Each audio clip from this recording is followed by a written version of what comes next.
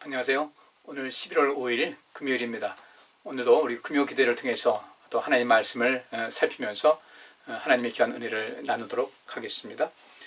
오늘 함께 나눌 말씀은 마가복음 6장 7절부터 16절까지 말씀입니다. 제가 읽겠습니다.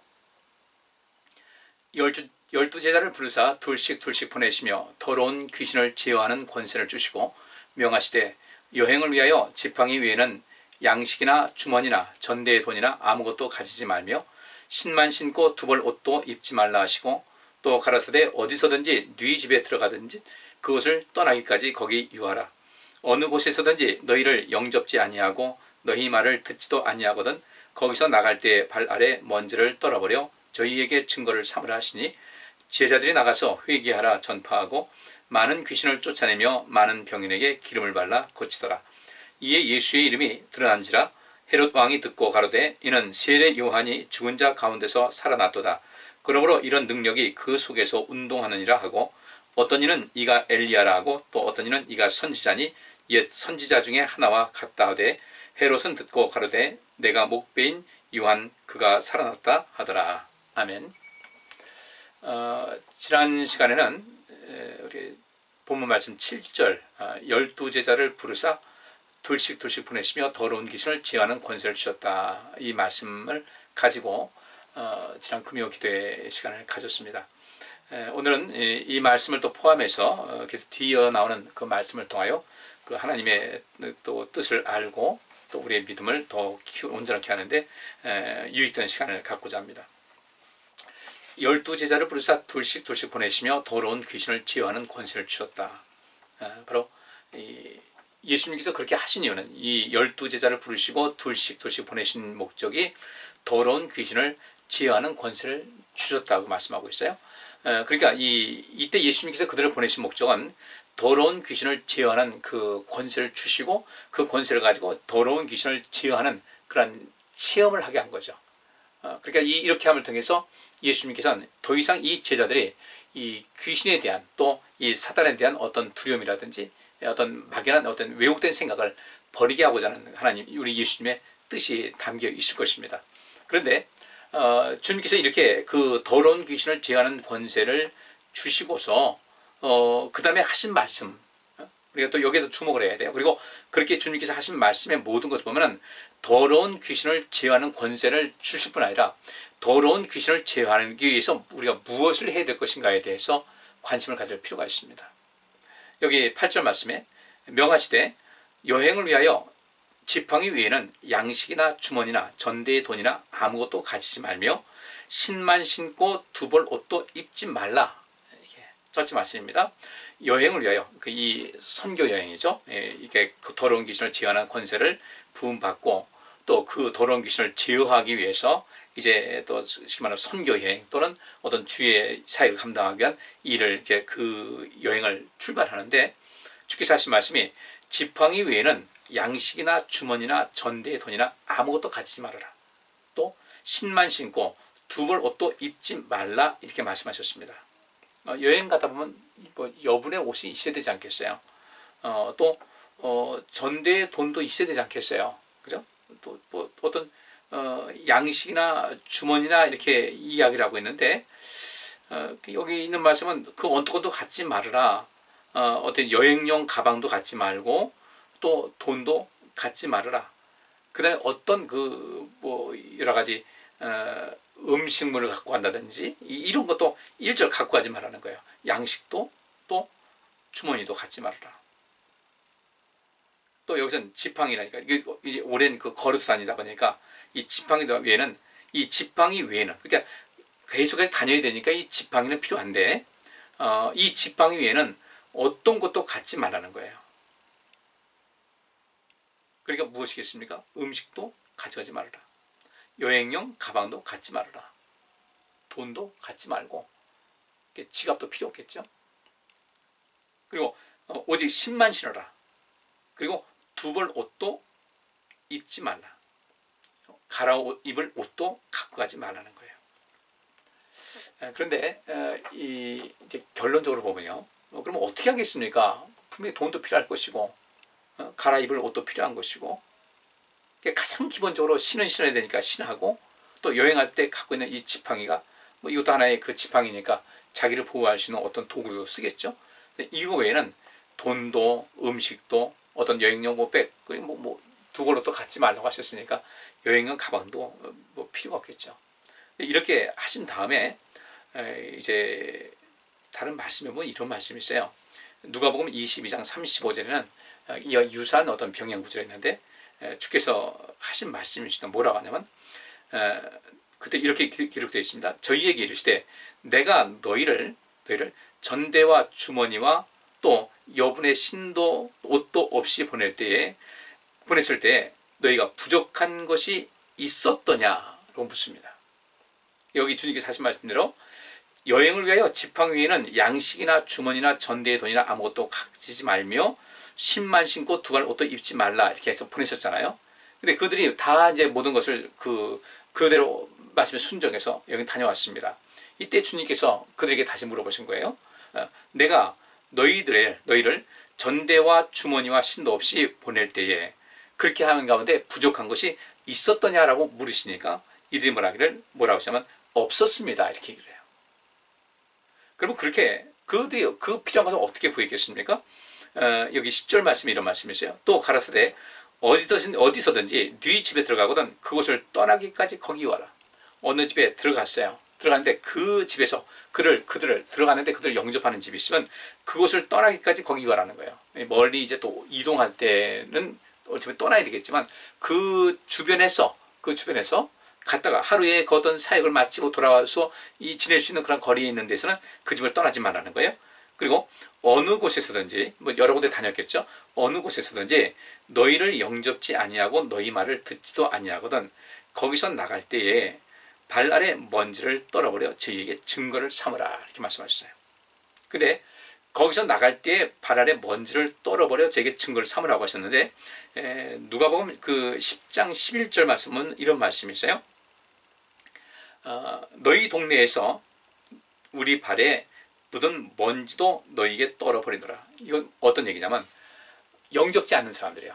영접지 아니하고 받아들이지도 아니하고 또 그들을 돕지도 않고 그 말씀도 거부하는 이런 사람들 향해서는 누가복음 10장 11절에 그런 말씀이 있는 거예요. 너희 동네에서 우리 발에 묻은 먼지도 너희에게 떨어버리노라. 그러나 하나님의 나라가 가까이 온 줄을 알라. 내가 너희에게 말하니 전날에 소돔이 그 동네보다 견디기 쉬울 것이다. 이렇게 말씀하고 있습니다. 예수님께서 그 말씀하셨죠. 예수님을 영접하는 사람들에게 이렇게 말씀하셨습니다. 예수님의 제자들을 영접하는 사람들, 예수님께서 그들을 보내셨잖아요. 또 그들을 보내셨을 때 주께서 하신 말씀이 있어요. 너희를 영접함이 곧 나를 영접합니다 라는 그런 말씀이 있어요. 그러니까 이때 제자들에게 아무것도 가지고 가지 말아라. 신만 신고 한 벌, 그냥 단벌 신자예요. 한 벌하고 지팡이 위에는 아무것도 가지지 말라. 그럼 그 다음에 어떻게 할 것인가? 분명히 거기 가게 되면 너희를 영접하는 사람이 있을 거라는 거예요. 너희를 영접해서 너희의 필요를 다 채워줄 사람이 있다. 너에게 양식도 줄 것이고 옷이 만약에 바꿔 입을 이런 상황이 되면 바꿔 입을 수 있는 그런 여분의 옷도 너희가 공급해 줄 것이고 돈이 필요하면 돈을 제공할 사람이 있을 것이다. 여러분들 우리는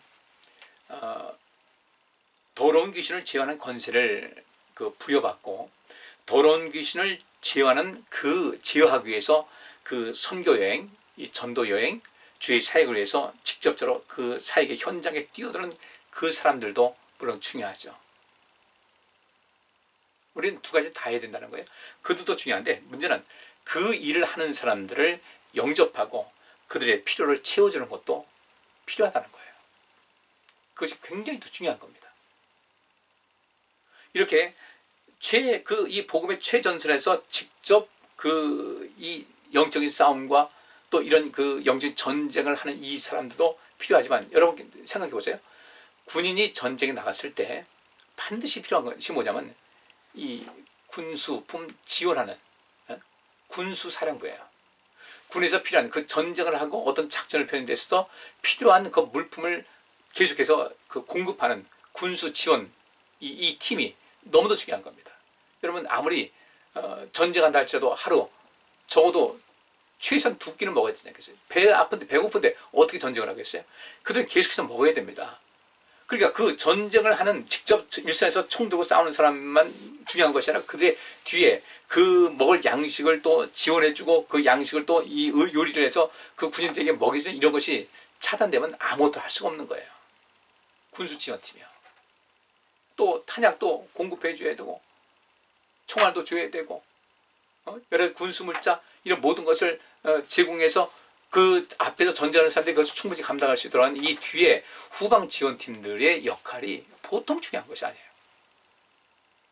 어쩌면 그런 점에서 이 둘 직접 일선에 나가서 이 영적인 전쟁을 하는 그런 사람들 뿐 아니라 그 뒤에서 이들을 돕는 그 역할을 하는 사람들의 중요성이 엄청나게 중요하다는 겁니다. 그래서 그들에게 복 주시는 거예요.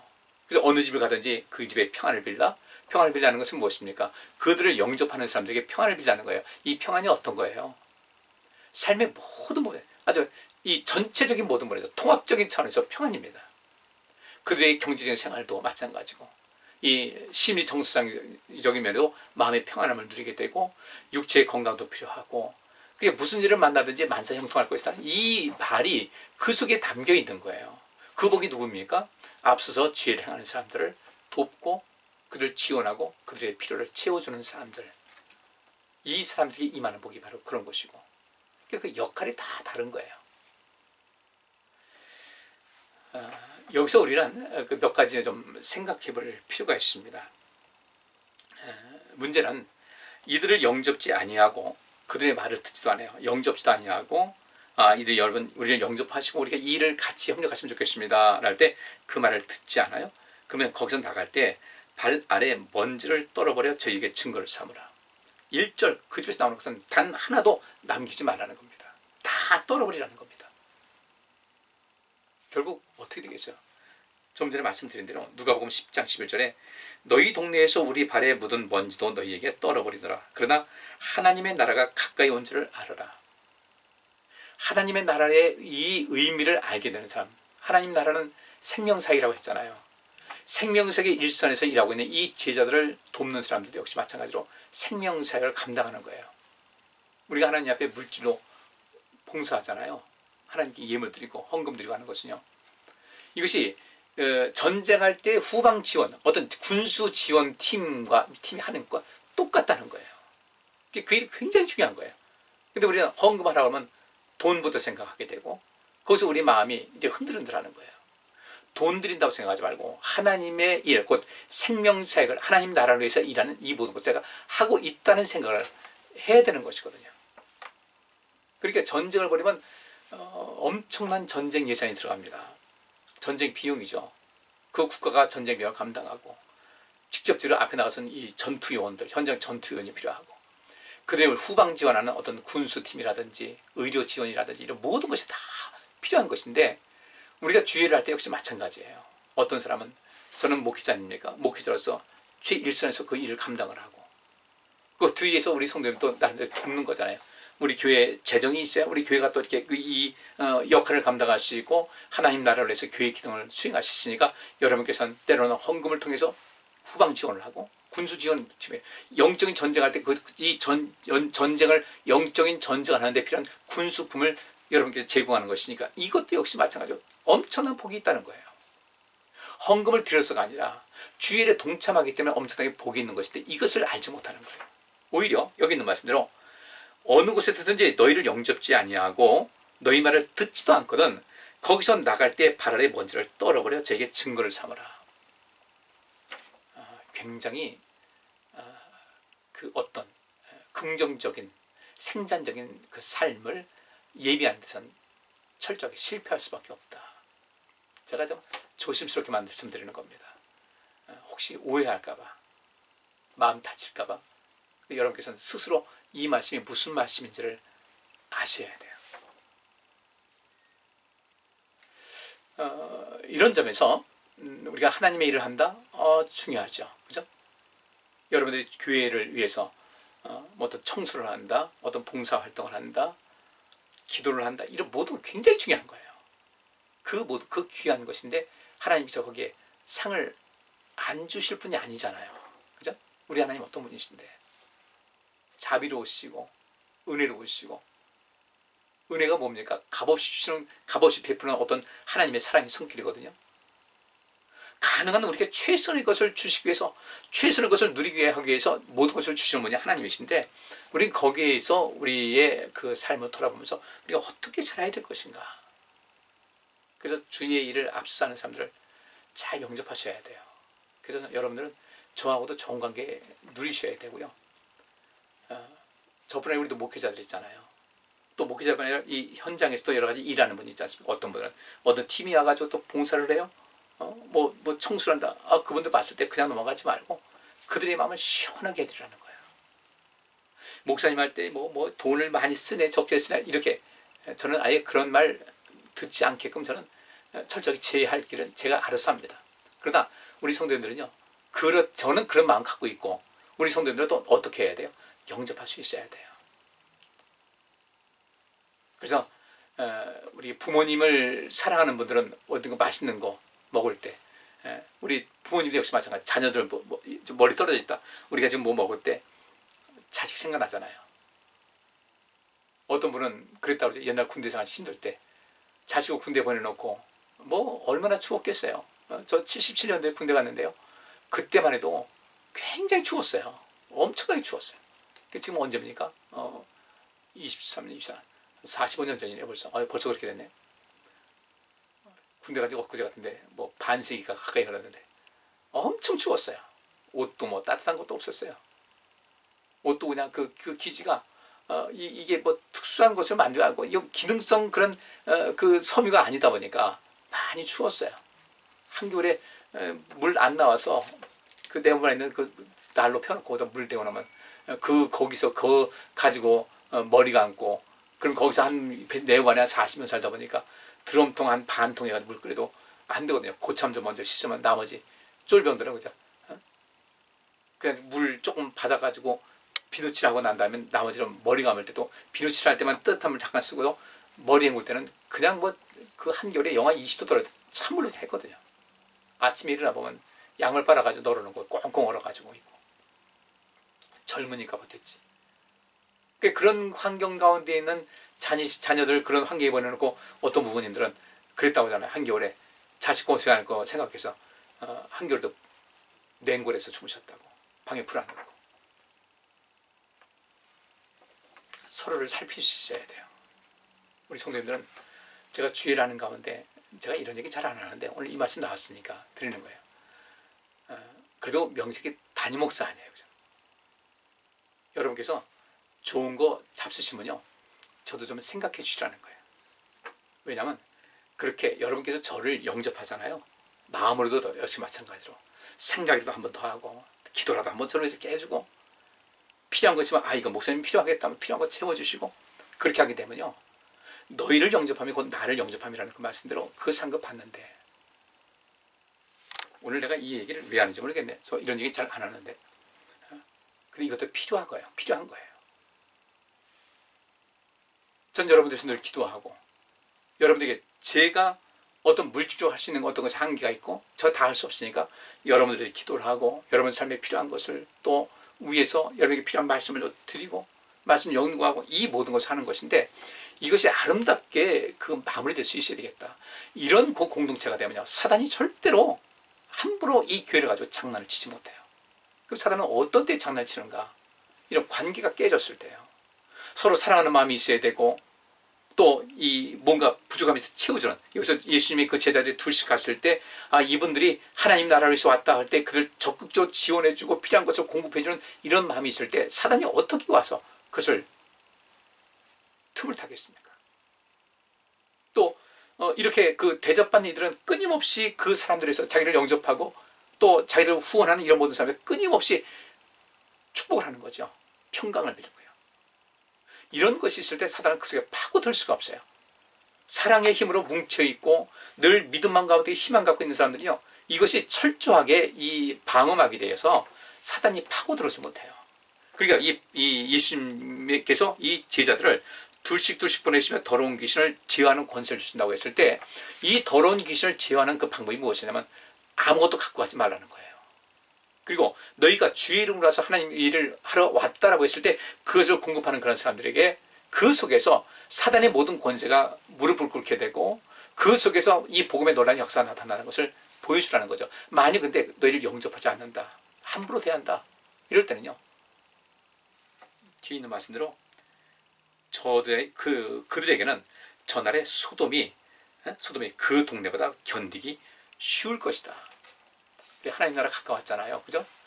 하나님 나라가 꼭 예수님께서 재림하는 그런 것뿐 아니라 우리 천국 언제 갑니까? 우리 이 세상 모든 삶을 마감하면 천국 가는 거예요. 그러니까 누구에게나 하나님 나라는 다 가까이 있어요. 가까이 있는 거예요. 공간적으로도 마찬가지고 시간적으로도 마찬가지고 멀지 않은 데 있어요. 또 우리 자신이 하나님 나라니까. 그러니까 굳이 이 하나님 나라를 천국이다 할 때, 우리가 영원히 가서 살 그 천국이라고 할 때 그 나라가 가까웠다. 그럼 우리가 우리의 삶에 이제 마무리하는 그런 날인데 그날이 언제인지 모르지 않습니까? 그날에 우리가 잘했다고 칭찬받아서 오른편에 있을 수 있도록 그 오른편에 있는 것이 무엇이에요? 누군가 필요한 사람, 내 능력 안에서 배고픈 사람에게 먹을 것도 좀 주고 목마른 사람에 물도 주고, 그죠?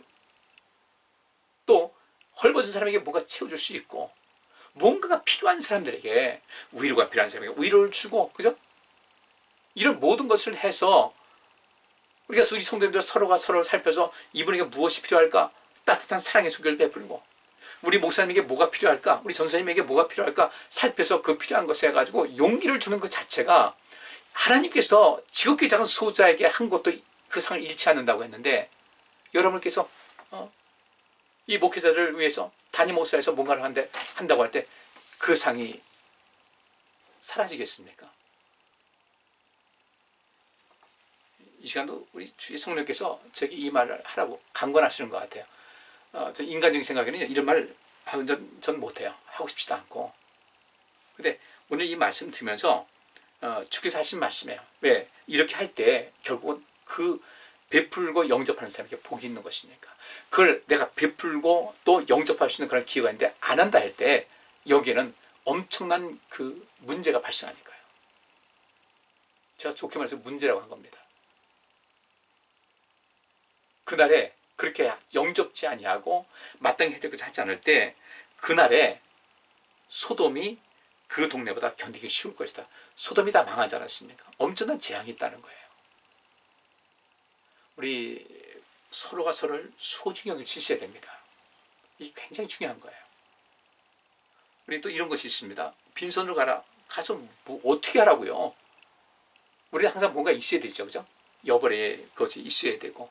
그런데 주님께서 그렇게 둘씩 갔을 때 지팡이 외에는 가진 것이 없이 갔잖아요. 샌들 하나 신고 지팡이 신고 옷 한 번 입고 이제 갔는데 그렇게 갔다 왔는데 예수님께서 물어보신 거예요. 어디 내가 너에게 그렇게 하라고 했는데 이렇게 말씀하실 수도 있겠어요. 너희도 그때 좀 당황하지 않았나? 우리 어떡하지 다음에? 돈도 필요한데 이거 어떡하라고요? 차마 말씀은 주께서 그렇게 하라고 하니까 그렇게 가긴 하지만 좀 막연하지 않았겠나? 근데 다져보니까 부족함이 있었더냐? 라고 했더니 이 사람들이요. 그때 절대로 전혀 부족함이 없었습니다. 라고 대답할 때 그 얼굴 표정을 한번 생각해 보자고요. 주님, 저 놀랐어요. 주님께서 그렇게 그냥 아무것도 가지지 말라고 했을 때 막연하기도 하고 이거 도대체 어떡하라는 거야? 우리가 가서 뭐 직접 돈을 벌으면서 하라는 거야? 뭐야? 이렇게 생각했는데 막상 다녀보니까 이야, 주께서 하신 말씀. 그래서 이렇게 성취되는 것을 몰랐습니다. 누가 우리를 영접할까? 과연 우리 영접할 사람이 있을까 생각했는데 야, 여기저기서 영접하는 사람이 있어서 우리 마음을 상쾌하게 하고 우리가 이 영적인 싸움을 하는데 때로는 지쳐있을 때 우리에게 위로가 되고 용기가 되고 먹을 것을 주고 어떤 돈이 필요할 때 돈도 주고 이렇게 했을 때 전혀 부족함이 없었습니다. 정말 놀라운 경험을 했습니다. 엄청난 체험을 했습니다. 이렇게 얘기했겠죠. 그죠? 우리도 이제 그런 체험을 할 필요가 있다는 거예요. 그러면 이렇게 제자들만 그런 체험을 했을까? 아니겠죠. 이들 영접한 사람들에게요. 그들에게 너희가 복을 빌면 복을 빌으라. 그럼 그 복이 다 임할 것이다. 그때에 이 예수님의 제자들을 영접하고 도와준 사람들은 어떻겠어요? 야, 너희를 영접함이 그들 얘기가 야, 주께서 하신 말씀이 주님의 그 명령을 따라서 주의를 하러 다니는 사람들을 영접하는 것은 곧 예수님께서 말씀하시면 나를 영접하는 것이라고 하시더니 정말 우리는 주님의 제자들을 영접했는데 주님께서는 당신이 직접 대접받은 것 같이 우리에게 이렇게 엄청난 복을 주시는구나 하는 것을 그들도 이 제자들을 돕는 사람도 깨달았을 것이라는 거예요. 우리 그 단계까지 가야 돼요. 바로 그것이 그런 모습이 사단의 권세를 꼼짝 못하게 제어할 수 있고 통제할 수 있는 이런 힘이 됐다. 더러운 귀신을 제어하는 권세를 주시면서 그렇게 아무것도 가지지 말라고 했는데 만약에 이들이 많은 것을 가지고 왔을 때는 이 속에서 사단이 틈을 타는 일이 있었을 것이라는 거죠. 그러니까 이런 철저하게 예수님 제자란 하나님만 의지했던 거예요. 주님께서 예비하신 사람들에 의해서 먹고 주님께서 예비하신 사람들에 의해서 또 이 식량도 공급받고 옷도 공급받고 간식도 공급받고 필요한 돈도 공급받고 안전도 공급받고 숙박 그 장소도 제공받고 다 된 거예요. 이제 우리는 이런 믿음을 갖자는 겁니다. 내가 아무것도 없다 할지라도 아무것도 없는 것이 아니에요. 하나님께서 함께 하시잖아요. 이스라엘 백성들 광야에서 40년 가까이 만나를 먹이셨는데 너희가 아무것도 없어도 너희가 살지 않았냐. 이것이 이 광야 생활을 마치고 가나안 땅에 들어가는 사람들이 얻은 교훈이었어요. 그래서 너희는 이 가나안 땅에 들어가도 염려하지 말라는 거죠. 내가 너희와 함께하는 한 너희들은 걱정할 거 없다. 다 채워준다. 양식은 땅에서만 자라는 것이 아니라 하늘에서 내려준다. 물은 지하수만 나오는 것이 아니라 반석에서도 물이 나온다. 너희 신발 헤어지지 않을 수 있다. 옷도 떨어지지 않는다. 헤어지지 않는다. 그것도 경험한 것이거든요. 우리도 그 경험해야 되는데 여전히 우리는 뭔가 있어야 돼요. 그러니까 마음이 자꾸 조마조마하고 긴장되고 걱정되고 불안하고 그 자꾸 이게 돈에 마음 뺏겨가지고 마땅히 그 주님 앞에 내가 드려야 될 어떤 예물이라든지 헌금이라든지 어떤 봉사라든지 누구 섬긴다든지 돕는다든지 이걸 하게 되면 충분히 되는 것인데 이걸 믿지 못하는 거예요. 뭐 있어야만 우리가 오늘 이 물질 문명이 이게 팽배한 이런 상황 속에서 우리는 이미 세상적인 개념으로 꽉 차 있더라는 거죠. 이제 우리는 이것을 좀 벗어버릴 수 있어야 돼요. 예수님 제자들도 그냥 가라고 했을 때 많이 걱정했을 거예요. 어떻게 하라고 뭐 불평됐을지 모르겠어요. 근데 다녀와서 물어보니까 전혀 부족함이 없었습니다. 우리 그 경험을 하자는 거죠. 우리도 주님 믿고 맨날 하나님은 전능하시다고 하면서 이건 못하실 거야 아마 이건 이 생각을 이 엉뚱한 생각을 한다는 거죠. 이게 서로 모순된 생각을 하고 있다는 거예요. 저는 그래서 이런 점에서 우리 성도님들 우리 신앙생활 하나님에 대한 그 인식 예수님에 대한 인식 성령님에 대한 인식을 이제 재조명하자는 겁니다. 다시 한번 비춰보자는 거예요. 우리가 갖고 있던 기존 어떤 사고방식을 좀 내려놓고 그걸 다시 한번 바라보자. 꺼진 불도 다시 보자. 불조신 강조기관이죠. 꺼진 불도 다시 보자. 다시 보자는 거예요. 재조명하자는 거예요. 살펴보자는 겁니다. 20세기를 그 빛냈던 그런 사상가들, 과학자들 누군가 봤더니 20세기니까 1900년부터 이제 1999년까지겠죠. 2000년 지금 21세기를 살고 있고 20세기에 그 어떤 이 세상에 엄청난 영향을 줬던 사람 셋을 꼽으라고 하니까 다 유대인이었어요. 첫 번째 사람이 프로이트, 지그문트 프로이트라는 사람, 정신분석학을 그 창시한 사람입니다. 그 다음에 공산주의 이론, 그러니까 자본주의 어떤 경제 이론이죠. 거기서 이제 공산주의 이론이 나오게 됐는데 그 경제 이론을 했던 그 칼 막스가 있고요. 세 번째로 이제 여러분 잘 아시는 상대성 이론의 아인슈타인입니다. 이 세 사람이 새로운 지평을 열었어요.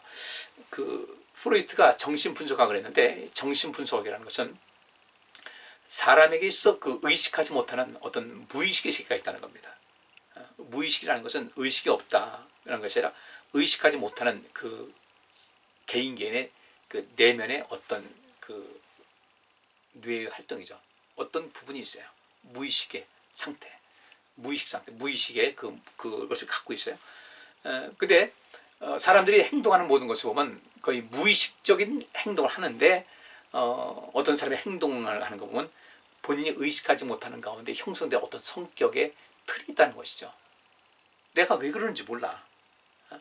어떤 가수가 그랬어요. 도대체 왜 그런지 몰라. 내가 도대체 왜 그런지 몰라. 의식하지 못하기 때문에 그래요. 어떤 무의식 세계에 어떤 것이 있어요. 그 무의식은 나에게 있는 나의 그 무의식 세계. 근데 이 무의식 세계를 정신 분석을 통해서 의식화시킨 겁니다. 의식의 세계로 끌어올린 거예요. 근데 이 프로이트의 그 어떤 정신 분석학에서 이 무의식의 세계를 의식화시켰다는 이런 것이 단순하게 우리 정신세계 정신세계의 영역뿐 아니라 이것이 모든 학문에 파고 들어갔던 거예요. 그 사람은 어떤 정신분석학이라는 그 분야에서 그것을 어떤 의식화라는 그런 것을 끄집어냈는데, 이 의식화가 알고 보니까 사람들이 그 무의식 세계에 있는 것을 의식하는 것이다 보니까 인류 역사 또 이 모든 학문에 전부 다 깊게 파고 들어간 거예요. 무의식의 세계를 의식화하는 것. 지금도 우리가 마찬가지입니다. 지금도 마찬가지예요. 이 의식화가 무엇입니까? 우리 무의식 세계에 있는 거, 의식하는 거예요. 하나님에 대해서 우리가 의식하지 못하는데 하나님을 의식할 수 있는 지경을 끌어올리는 거예요. 하나님께서 그래서 우리가 많은 것을 인식하게 하시고 알게 하시고 깨닫게 하시고 그렇게 하거든요. 그래서 하나님을, 내가 의식하지 못하던 하나님을 내가 알았어요. 이것도 뭐 다 포함이 되는 거죠. 사람이 무지하게 되면은 요즘 흔히 뭐 인터넷에 말하는 대로 개돼지같이 사육당하는 그런 것이 있어요. 나는 절대로 누군가에 의해서 사육되면 안 된다. 나는 나의 삶을 살아가야 된다. 하나님에 의해서 창조된 소중한 나의 인격, 나의 삶, 나 이거 찾아야 된다. 우리 그걸 의식할 수 있어야 되거든요. 사람들이 몰랐던 것을 의식의 세계로 끄집어내는 거예요. 그러니까 무의식이라는 것은 의식하지 못하는 그 내면의 어떤 그 구조를 의식할 수 있는 그런 세계로 끄집어내는 것이 프로이트의 정신 분석학의 모습, 의식화인데, 우리도 역시 마찬가지로 내 안에 의식하지 못하던 무의식의 세계에서 그것을 끊임없이 의식의 세계로 끄집어내는 이 작용이 필요한 겁니다. 그래서 사람들이 서서히 알기 시작한 거예요. 인간이 무엇인지를 알게 되고, 내가 무엇인지를 알게 되고, 이 세상에 어떤 것인지를 알게 된 거예요.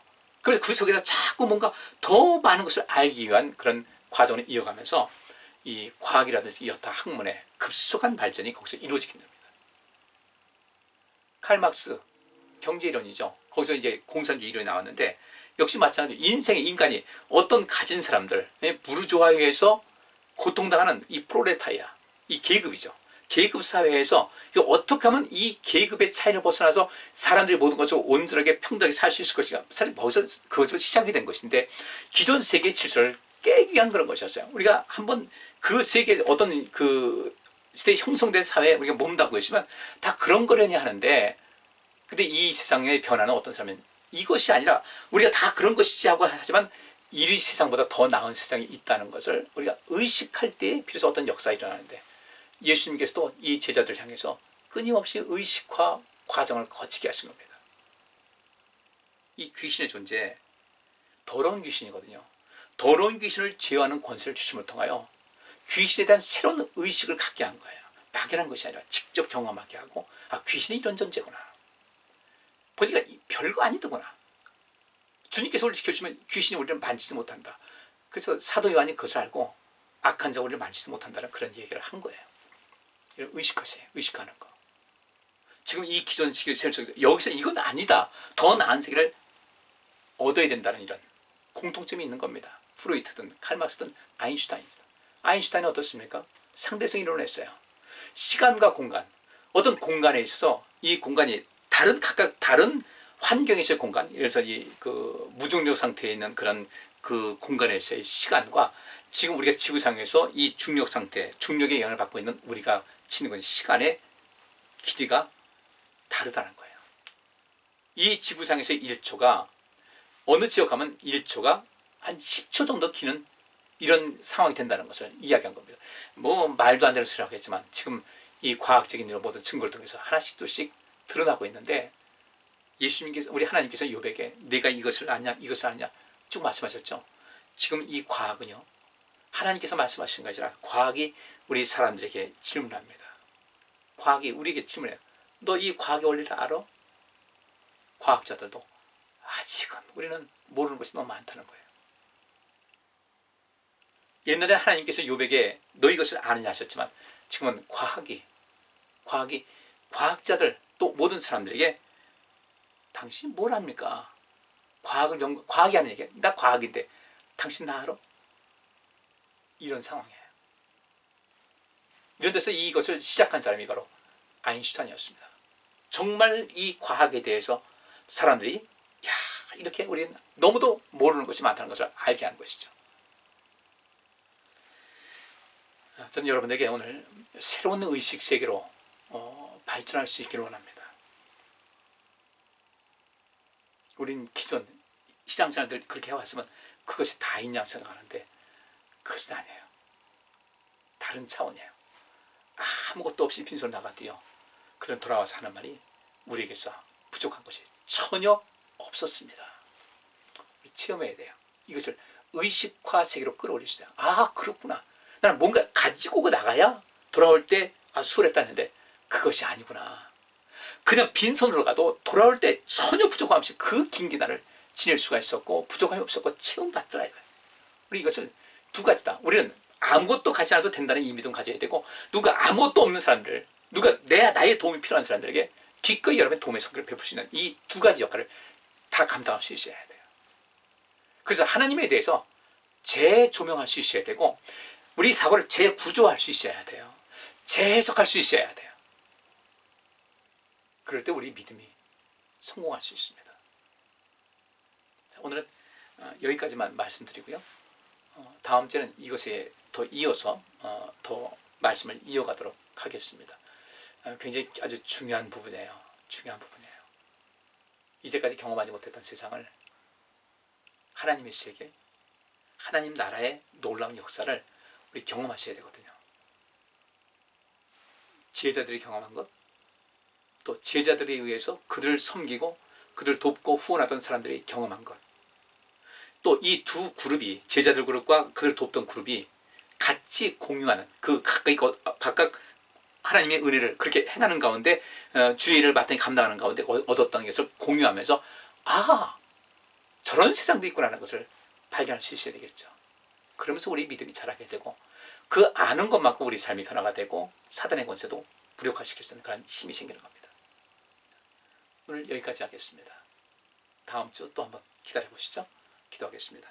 하나님, 저희들 하나님의 이 세계를, 하나님에 대한 인식을 새롭게 조명하고 새롭게 인식하고 또 더 온전하게 의식화 운동으로 이끌어 나가며 새로운 경험, 12제자가 경험했던 그 놀라운 하나님의 나라의 세계, 하나님 나라와 하나님의 세계, 그들을 후원하면서 그들이 받았던 엄청난 이런 복과 하나님의 능력, 더불어 경험하면서 느끼면서 새로운 세계를 살아갈 수 있는 저희들의 삶이 되게 하여 주옵소서. 예수 그리스도 이름으로 기도합나이다. 아멘. 자, 우리 더 멋있는 신앙인들 되시길 바랍니다. 이 밤도 편안하시기 바랍니다. 감사합니다.